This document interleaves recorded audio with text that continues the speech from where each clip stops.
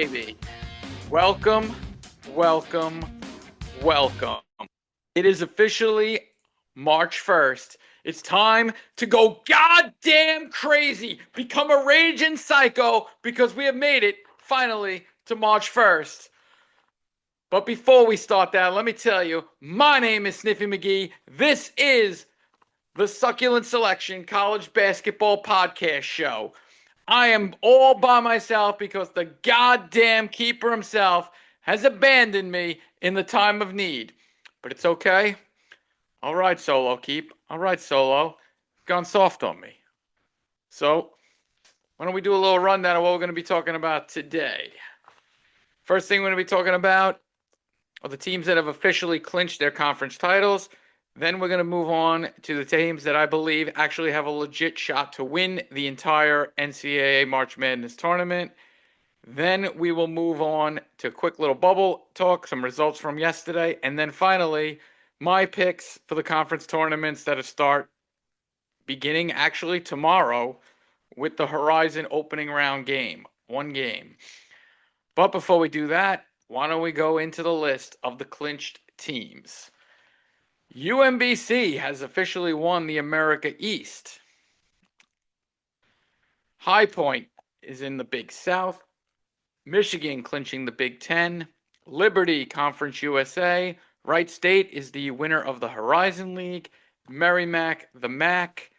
Belmont, the Missouri Valley. LIU is the NEC champion. Navy wins the Patriot.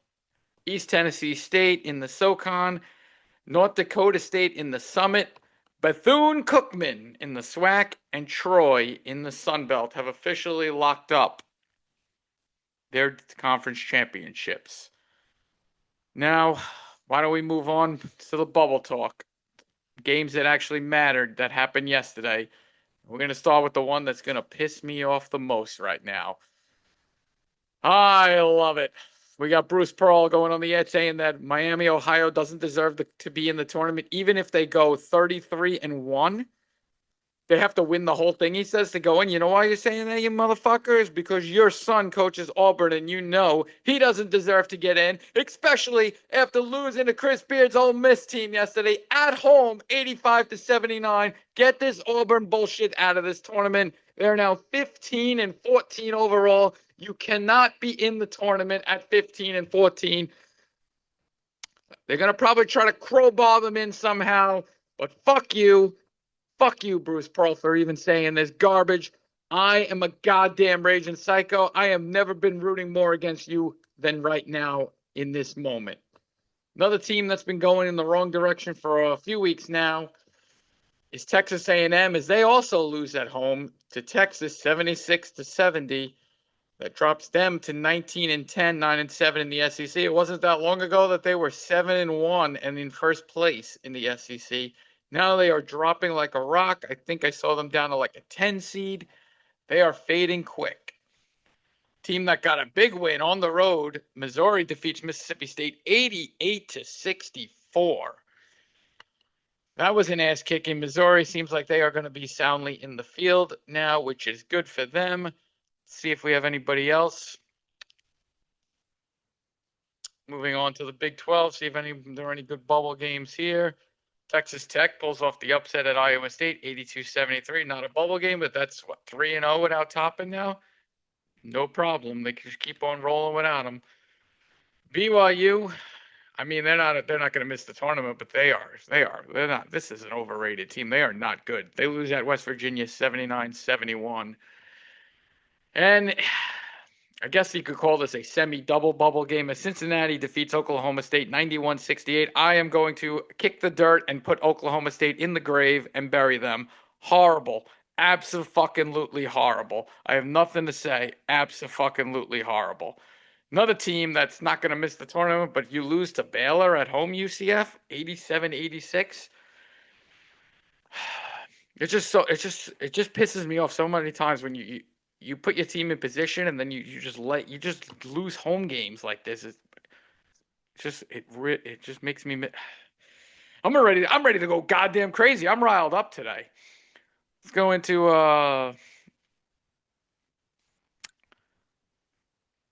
Seton Hall, I think we can finally basically put them in the coffin too. I was tired of seeing them in them like the next four out as they lose 71-67 at UConn. Thank God. I'm tired of fucking seeing Seton Hall in this final four, last four in bracket, next four out bracket, whatever it is. I'm tired of seeing you. Shaheen, you're done. I put you in the grave. I put dirt on you. You're done. You're buried. I've seen enough of you. All right. Let me calm down for a second.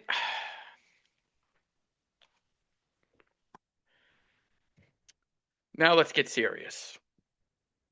I believe that there are only 6 teams that can legitimately win the NCAA tournament next month when it concludes.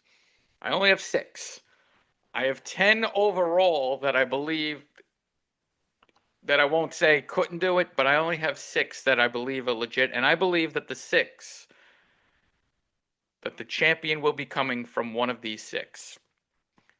Michigan, Duke, Arizona, Florida, Houston, or UConn. Nobody else is going to win it unless the bracket implodes in front of them. There is a very big difference between getting to the Final Four and winning the national championship. There are plenty of teams that could get to the Final Four, but those last 2 games are the hardest games to win. So I have these 4 teams as teams that I could see getting to the Final Four, but I just don't think they can win it. First, you got Iowa State. Kansas, I'll leave them in there because you got Peterson. You never know; he could try to carry them miraculously all the way through. They're just not as good when they're not at home. When they're not at Fog Island, they're just not as good. Illinois, I just think is too soft. The Euros are just too soft. They'll run into somebody that's just going to beat them up, and that'll be the end of them. And I take a shot on Calipari in Arkansas, and they got the best odds. If you're going to take a shot on someone at like I see it as high as plus 7,000, 70 to 1 that Arkansas can win the title. I think you'd have to hedge out at some point. But if you can get them to the Final Four, and you can easily hedge that out and make some good money off of that. But those are realistically the only 10 teams total. Really, it's 6. Michigan, Duke, Arizona, Florida, Houston, UConn, and I'm even iffy if I even want to put Houston in there because Houston, their defense isn't as good as normal. Their offense is better than normal, but I think they're usually more of a defensive team. So without that high-end defense, I think at some point they're going to get beat. You may notice I didn't put Purdue on here because Purdue fucking is letting me down over and over and over again, and I don't even want to talk about them. They are not a team that can even get to the Final Four, in my opinion, unless the bracket completely implodes in front of them. Now, let's move to the main part of the show. We're going to be talking conference tournaments, especially in the mid-major ranks where the tournament means everything. And the first tournament that's kicking off tomorrow morning, March 2nd, is the Horizon League with the play-in game. We got the 10 seed Cleveland State against the 11 seed IU Indy. Don't really care about who wins that game because the loser is going to lose to Wright State anyway. But I'm going to pick my winner of this conference tournament. Usually I like to take 2. Wright State is the favorite at plus 230, followed by Robert Morris at plus 240. And then you have my pick to win the conference tournament, the 4 seed. Campy, Oakland, plus 600 to win the conference tournament. I will be taking them. The second tournament that's going on at this starts on March 3rd is the Patriot League. Patriot League, I just have a hard time taking anyone other than Navy. They have returned the most minutes. They won the regular season. I think they finished the job off and they win the conference tournament too. I know Colgate's run this conference for a while. Colgate looks terrible this year. I mean, terrible for their standards. They are the 3 seed. They're going to open up against Loyola, Maryland. I don't think they can. They can't beat Navy. If you want to take somebody else to get I guess you could take someone from the bottom half of the bracket if you don't want to take Navy. You could take like Lehigh at plus 1,000. I mean that might be as far as I go. Colgate's like plus 350. I don't not enough value there.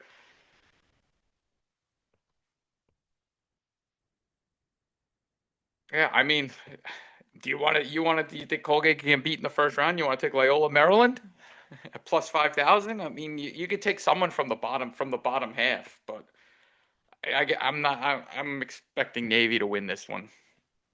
So, and then we'll move on to the wackiest fucking tournament there is. The Sun Belt tournament, which begins on Tuesday, March the 3rd. Um, hmm. Yeah, I like to take one from the top and one from the bottom. I mean, you got so many fucking buys in this tournament. You have the top seed Troy at plus 140. They only got to win 2 games to win this whole conference tournament. A team like Louisiana or Georgia State has to win 7 games. You got to win 7 games in 7 days. You got to win a game on every day. That's fucking. You got to win 7 games. All right. Well, they're not gonna have. Last year I looked and there was only one team that won 3 games in a row. That was Old Dominion won I think 3 games in a row last year before finally getting beat. So I'm gonna give me Troy is just so much better than all the teams in the top half. So give me Troy at plus 140. And then the 2 seed is Marshall. I don't think they can get. I don't think they're. I think they can't get there. Coastal Carolinas, the 3 now. You know what? Give me Arkansas State in the bottom half, the 7 seed at plus 850.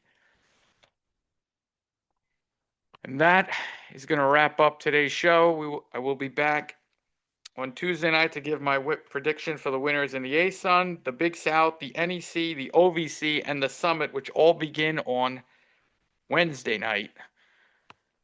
So until then, my name is Sniffy McGee. This is the Succulent Selection Show, reminding you to get succulent.